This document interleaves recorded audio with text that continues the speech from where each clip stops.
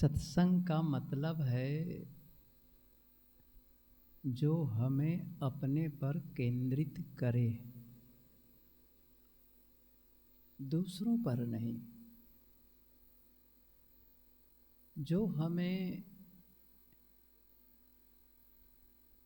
किसी देवी देवता पर केंद्रित करे, ईश्वर ब्रह्म परमात्मा पर केंद्रित करे, वो सत्संग नहीं। शास्त्र पर केंद्रित करे पर केंद्रित न करे, पर दूसरा जो आपसे अलग है वहां केंद्रित न करे, खुद पर। सत्संग खुद को निरख परख करना सिखाता है। खुद को निरख परख, अपने ही जीवन को तराशना, निखारना, व्यवस्थित करना, बस यही है। कहने का मतलब है कि जो जीवन में जो कुछ होता है उसका उद्गम कहाँ है, ये समझें। अपने में केंद्रित होने का मतलब है कि इतना करीब पहुंच जाना कि जहां से चाहे वो समस्या हो चाहे समाधान हो, उसका उद्गम कहाँ से है, शुरुआत कहाँ से है? वो है हमारे भीतर उठने वाले विचार, वहीं से है। यदि हम उस मूल स्थान में पहुंच करके उस पर काम करें तो बड़ा आसान है। जैसे एक पेड़ है, उसकी पत्ती काट दें, डाली काट दें, अच्छा क्या होगा? फिर निकलेगा। अच्छा उसकी जड़ काट दें तो फिर वो खत्म हो जाएगा, क्योंकि वहीं से उसको पोषण मिल रहा है। उस पेड़ को पोषण कहाँ से मिल रहा है? नीचे। कौन खींच रहा है? जड़ खींच रही है नीचे से खुराक, भोजन, आहार ले रही है, रस, और फिर से उसको, पौधे को फिर से विकसित करने के लिए वह पर्याप्त है। इसलिए करना क्या है? उस मूल को, जैसे एक बीज को समझें आप। बीज में छोटा सा अंकुर आता है। बीज में छोटा सा अंकुर आता है प्रारंभ में। अच्छा उस अंकुर को तोड़ दिया जाए तो पौधा नहीं बनेगा, पेड़ नहीं बनेगा। फिर फूल, पत्ती, फल, बीज कुछ नहीं। कहाँ काम करती है? जैसे अंकुर फूटा, तोड़ दिए। अब वो काम, अब कितनी जागरूकता की जरूरत है। हम सबका कुछ ऐसा ढंग है जीने का कि हम ही समस्या बनाते हैं और हम ही समस्या के समाधान के लिए जाते हैं। हम ही तो करते हैं। कल बैठा था तो वो भाई आए, अनिल भाई, कहे कि साहब बातें समझ में आती है लेकिन क्या बताएं, दलदल में लगता है जैसे हम फंस गए हैं। ऐसा लगता है कि दलदल में फंस गए हैं। छोटा सा बच्चा था, उनकी बहन का, बहुत छोटा था, इतना ही बड़ा रहा होगा। समझ रहा तो उसने कहा कि अब लगता है कैसे निकले दलदल से। उसने कहा, छोटे बच्चे ने क्या कहा कि दलदल का जब सूख जाएगा तो आप निकल जाएंगे। क्या कहा? वो सूख जाएगा तो आप निकल जाएंगे। मैंने क्या कहा मैंने कहा बात सूखने की नहीं है बेटा, हमारी समस्या, हम तो पानी और डालते हैं।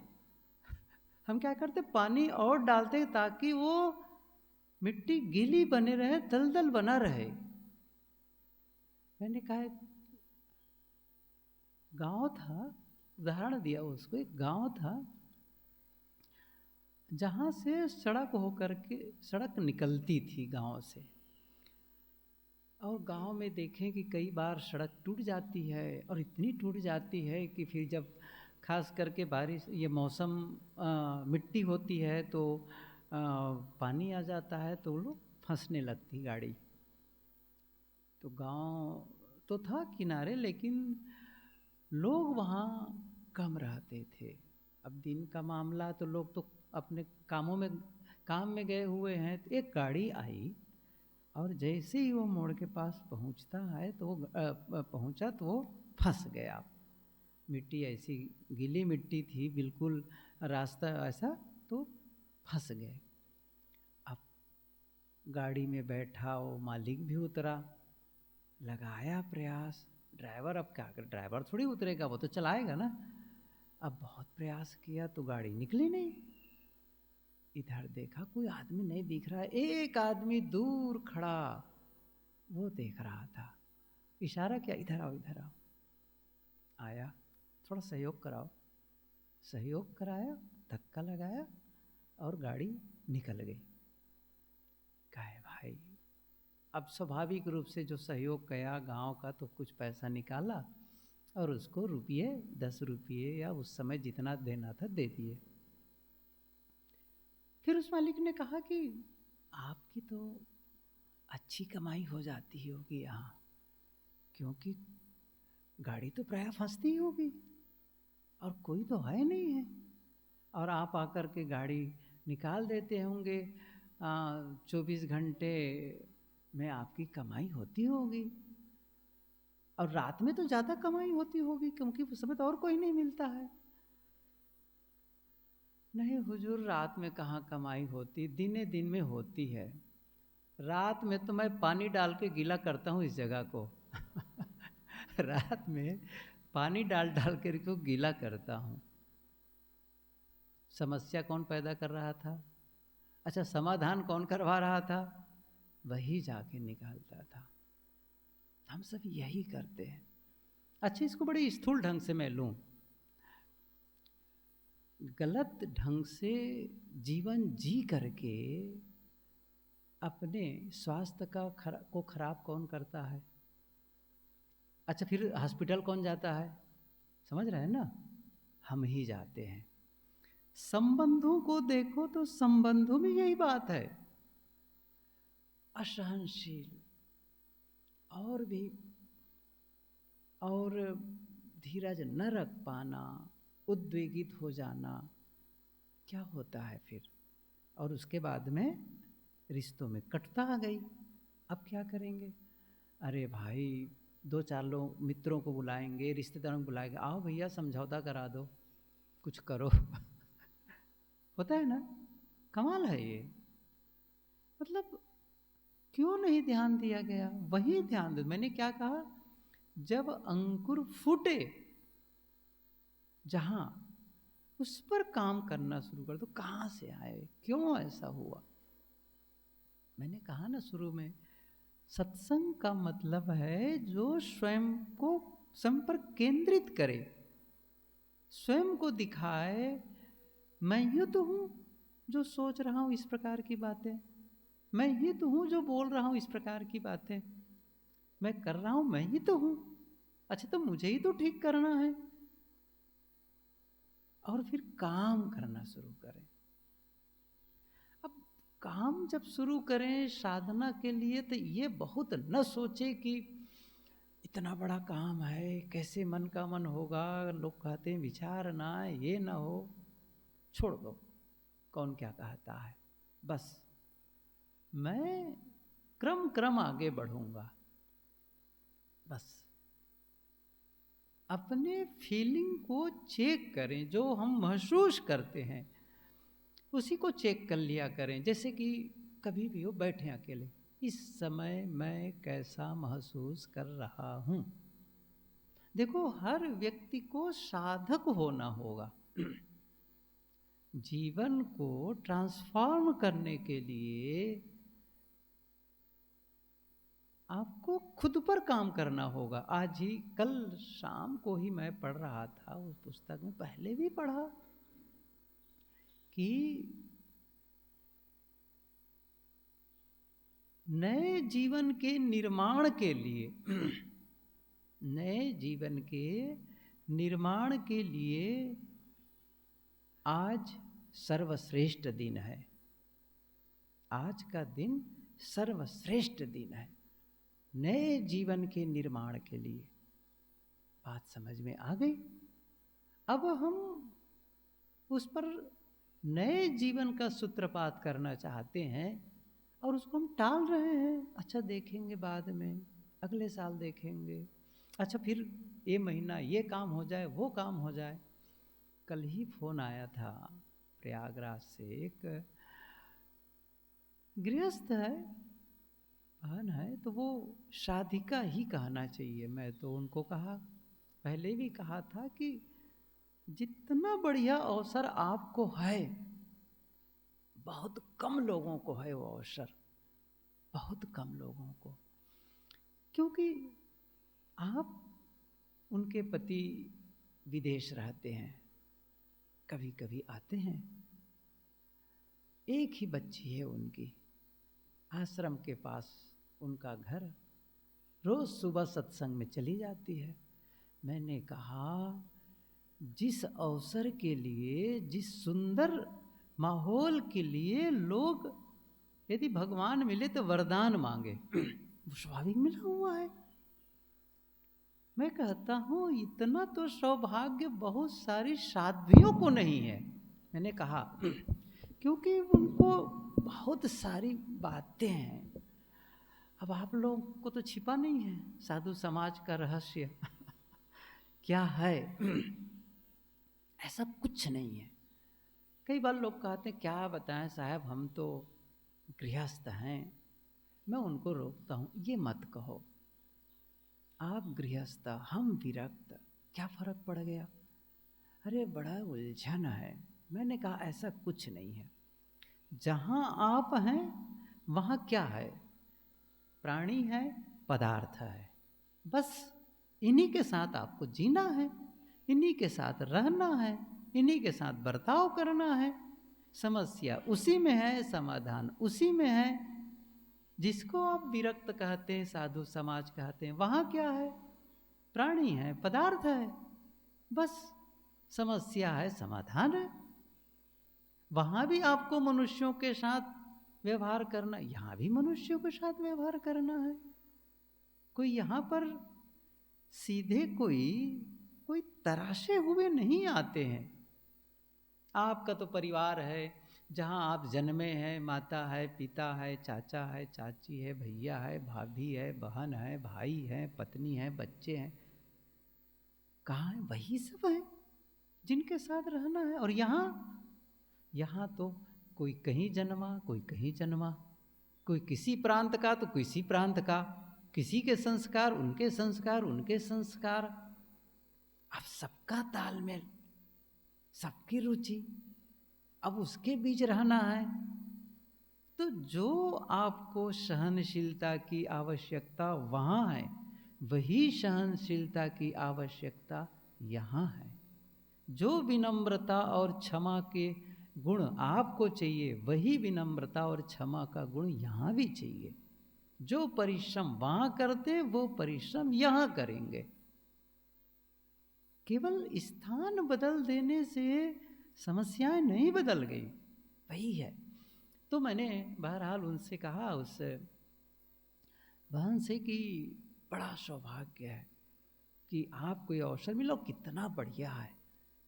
कभी कभी पति आते हैं, साल 2 साल में, कभी साल में, और कितना बढ़िया है अवसर, बताओ। पढ़ने का अवसर, अपने आप अपने घर में रहना। उसने कहा साहब बिल्कुल आप सही कहते हैं, मुझे पता नहीं था, लेकिन जब आप कहते हैं तो मुझे महसूस होता है। कल फोन आया तो मैंने कहा जीवन का आनंद लो। मैंने कहा कि जब कभी कभी कोई फ़ोन करता है तो मैं कहता हूँ लोगों से, कैसे हैं साहब? मैं कहता हूँ मैं जीवन का आनंद ले रहा हूँ। क्या दिक्कत है बताओ? कोई दिक्कत है? कब लेंगे आनंद बताओ? क्या दूसरा जीवन मिलेगा तब लेंगे? कब की प्रतीक्षा करें? आखिर बताओ। सब कुछ तो बढ़िया है, रोज भोजन मिल रहा है, एक अच्छी जगह हम रहते हैं, आसपास हमारे साथी सब अच्छे हैं और स्वास्थ्य भी बढ़िया है, कोई दिक्कत नहीं है, कोई आकांक्षा नहीं है, मस्त है। तो जीवन का आनंद ही तो है, और क्या चाहिए? कब लेंगे आनंद? आपको भी तो आनंद लेना है, बताइए क्या चाहिए? यही सब तो चाहिए जो चाहिए आपको। रोज भोजन मिल जाए, पीने को पानी मिल जाए, रहने को जगह मिल जाए, आसपास में साथी सब ठीक ठाक रहें, बस हवा मिल रही है, सब कुछ तो हो रहा है। अब जीवन का आनंद कब लेंगे? यही तो अवसर है। इसलिए आज जीवन का आनंद लो। जो प्राप्त है बस उसी में खुश रहो। अब असंतुष्ट हैं, क्या बताए, हमारे पास ये नहीं है, वो नहीं है, कब पूरा होगा? कब पूरा होगा? कभी नहीं होगा। आप समझ लीजिए, कभी पूरा नहीं होगा। जो आज आपके पास जो कुछ है, यदि आप उससे संतुष्ट नहीं हैं तो इससे ज़्यादा होने पर भी आप संतुष्ट नहीं रहेंगे। क्यों नहीं रहेंगे? इसलिए क्योंकि संतुष्टि की कला कम और ज़्यादा से नहीं है। क्योंकि जब भी आप चाहते हैं कि इतना और हो जाए, आप क्या देखेंगे? जब उतना हो गया तब आप देखेंगे इससे भी ज़्यादा है किसी के पास में, उससे भी तो ज़्यादा है किसी के पास में। आप कभी संतुष्ट हो ही नहीं पाएंगे। कब हो पाएंगे? जो है आज, आप कहो जो कुछ है पूर्ण है, सब कुछ बढ़िया है, सब कुछ ऐसे एक फीलिंग्स आए। मैंने अभी कहा था ना, आप चेक करो अपने आप, कैसा महसूस कर रहा हूँ? अच्छा, कोई कमी लग रही है? किस चीज़ की कमी लग रही है? ये रोज देखने जैसा है। ऐसा नहीं कि साधना आप किसी जंगल में जाके करेंगे, किसी पहाड़ पर गुफा में जाकर बैठेंगे तब साधना हो पाएगी। देखो वो कहावत है ना, न 9 मन तेल जुटेगा न राधा नाचेगी। न हम जंगल जा पाएंगे, न किसी पहाड़ की गुफा में जा पाएंगे। अब कहेंगे तब कैसे साधना बनेगी? नहीं, कहीं जाने की जरूरत नहीं है, जहाँ है वहीं। और फिर मैंने कहा ना, ये नहीं कि कल परसों करना है, ये नहीं कि ये हो जाए वो हो जाए, आज है, चेक कर लें कैसा महसूस कर रहा हूँ। कोई कमी लग रही है? खाने की कमी हो रही है? नहीं। अच्छा, कपड़े की कमी हो रही? नहीं। तो फिर रहने की जगह, रात में सोने की जगह मिल जाती है। अभी बताया, मैं गया उधर पालनपुर, उतरे रात में ट्रेन 1.5 घंटे लेट हो गई थी। पिछली बार जब कार्यक्रम ख़त्म हुआ गए थे इनको, तो जो भाई लेने आए थे जिनके घर जाना था, तो ट्रेन लेट होने से रात हो गई। 9, 9:15 बजे उतरे। जब रात हो गई तो गर्मी का मौसम था ही। लोग जो बीच में जगह होती, सड़क के दोनों के बीच में साइड में ऐसे जो ऊपर बना होता है, ऐसी जगह रहती है, डिवाइडर कह लो या फुटपाथ कह लो, लोग सोए हुए थे। उन्होंने कहा कि देखो साहब, ये लोग सोए हुए हैं यहीं। हमने कहा कि कई लोग हैं जिनकी व्यवस्था है कि वो बाहर सोएंगे, सोचो। और आज हमारे पास सुंदर मकान है, न मकान है तो किराए से रहते हैं, है तो सही। कभी कभी इस पर भी बात होती है, अपना मकान होना चाहिए, किराए वाला होना चाहिए। तो कुछ लोग कहते हैं अरे किराए वाला ठीक है, वो बड़ा झंझट है। अब वो अलग विषय है। मेरा मतलब है कि कई लोग हैं जिनको अपना मकान नहीं है, ठीक से कपड़े नहीं है पहनने के लिए, अपनों के बीच रह नहीं पा रहे हैं। फिर क्या चाहते हो? ऐसा नहीं लगना चाहिए कि बिल्कुल ठीक है ये, अच्छा, तो क्या इसका मतलब ये है कि आगे के लिए मेहनत न की जाए? अच्छा, इसको और बेहतर बनाने के लिए प्रयास न किया जाए? बिल्कुल करें, मैं तो कह ही रहा हूं कि करें, लेकिन पहले जो है उसको उसमें आप पूर्णता महसूस करें। जो मुझे स्वास्थ्य मिला है बहुत अच्छा है, जिन लोगों के बीच रहता हूं सभी लोग अच्छे हैं, अब उनके प्रति मन में शिकायत बना रहे, कहाँ जाओगे फिर? जहां और जगह जाओगे वहां भी शिकायत मिलेगा, वहां भी लोग वैसे ही मिलेंगे, कहीं कोई दूध का धोया मिलता है? सब जगह मनुष्य मिलेंगे, सबके अपने अपने पे स्वभाव हैं। इसलिए जो हमारे साथी हैं, चाहे वो परिवार के रूप में हो, समाज के रूप में हो, उनके साथ संतुष्ट रहना सीखें। सबका ऊंच नीच स्वभाव होता है, सब मेरे अनुसार सोचे, मेरे अनुसार करे तो संभव ही नहीं है। उनके अपने करने के ढंग होंगे, उनके अपने बोलने के ढंग होंगे, उनके अपने खाने पीने के ढंग होंगे। कोई तेजी से काम करता है, कोई धीरे करता है, किसी में आलस्य है, किसी में स्फूर्ति है, ये तो बना ही रहेगा। ऐसे कैसे हो सकता है कि सबके लोग समान हो सकें? और यही तो सही कहो ना, ये विषम परिस्थिति ही हमें साधना के लिए प्रेरित भी करती, सहयोगी भी बनता है। ध्यान दो, ये सहयोगी भी बनता है। एक सदगुरु विशाल देव की पंक्ति है कि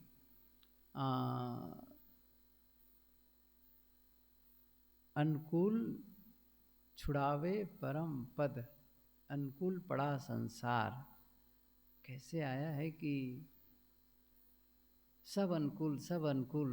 इन्होंने साहब ने, अभी भूल गई वो पंक्ति, बहुत पहले याद तो थी कि अनुकूल छुड़ावे परम पद, अनुकूल पड़ा संसार। अंतिम यही है, ऊपर की पंक्ति भूल रही है कि ये सब कुछ अनुकूलता अनुकूलता अनुकूलता। साहब कहते अनुकूल छुड़ावे परम पद, एक सुप्तावस्था आ जाती है, कोई जागृत करे, कोई एक्टिव करे, हमें होश में लाए। इसलिए कोई गलत नहीं है। दूसरों का ऊंच नीच व्यवहार आपको ही अधिक धैर्यवान बनाने के लिए, अधिक सहनशील होने के लिए, अधिक विनम्र होने के लिए, अधिक क्षमावान होने के लिए प्रेरित कर रहा है, प्रेरित कर रहा है। इसलिए उसको हम विरोधी न मान करके सहयोगी माने, विरोधी न माने, सहयोगी है। चलो अच्छा है, इनसे सीखें, इनसे सीखें। हमें ऐसा नहीं करना है। किसी ने कहा है ना, दूसरे के बुरे व्यवहार आपको विचलित कर रहे हैं, आप परेशान हैं और आप उसकी टीका टिप्पणी करते हैं, तब ध्यान यह भी रखना है कि वह बुराई खुद में न रहे, फिर तब तो महत्व है। नहीं तो मैं दूसरे की आलोचना कर रहा हूं और अपने में वह बुराई भरी हुई है, तो आलोचना का अधिकारी नहीं हूं। और जब अब बुराई नहीं है तो फिर आलोचना कैसे करोगे? अब सोचो जरा से अब वो गलती नहीं तो फिर आलोचना कैसे करोगे? नहीं कर सकते हो। जिनमें हम गलतियां देखते हैं लोगों में, जब आत्मनिरीक्षण करते हैं तो पता चलता है ये सारी गलतियां प्राक्रांतर से तो मेरे अंदर भी है। या फिर कहना चाहिए कि पहले मेरे में ये गलतियां थी, आज मेरे समय बीत गए हैं, आज मेरे दिन बीते हैं, लेकिन एक अवस्था ऐसी थी जब मैं भी गलती करता रहा, और आज वो गलती कर रहा है, धीरे धीरे वो भी सुधर जाएगा। तो फिर क्या करना चाहिए?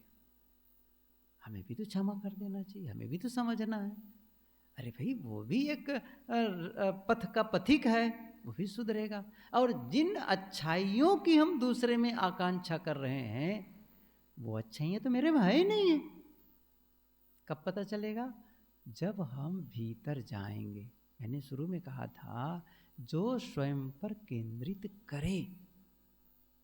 दूसरों को हम मानते हैं वो असंयमी है, मैं कितना संयमी हूं, मैं भी तो संयम कर लेता हूँ।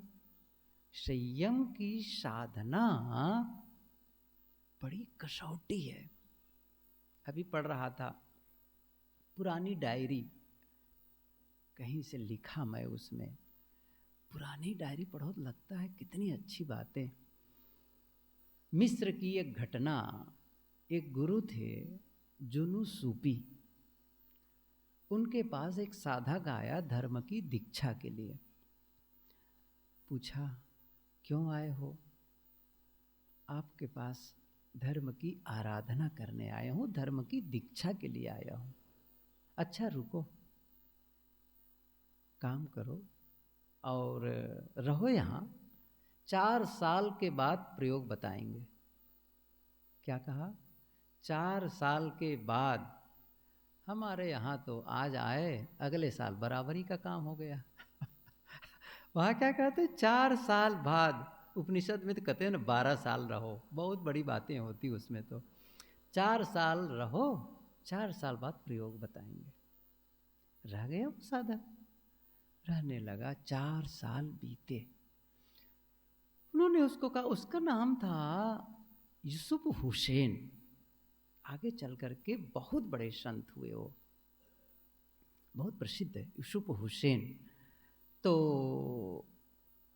पहले प्रारंभिक अवस्था की बात थी, बुलाए,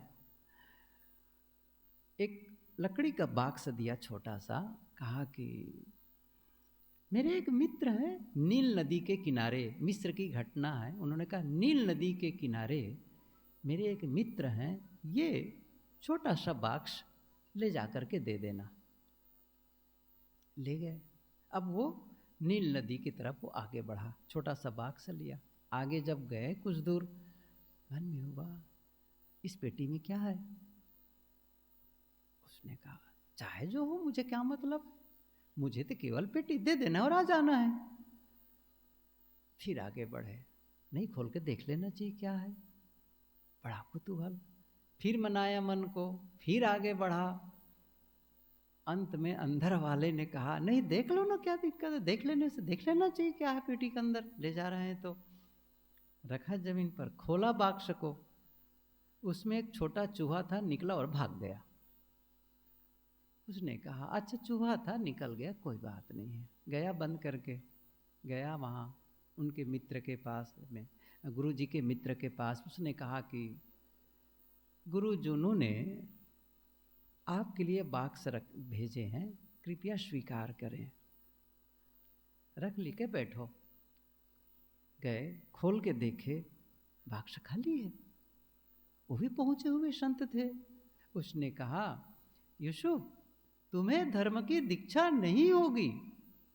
क्यों नहीं होगी? वो तो बहुत परेशान हुआ, मैं इसी के लिए आया हूँ, 4 साल रुका हूँ धर्म की दीक्षा के लिए, और आप कह रहे धर्म की दीक्षा नहीं होगी। नहीं होगी, क्योंकि जो एक चूहे की रक्षा नहीं कर सकता, वो आत्मा की रक्षा कैसे कर पाएगा?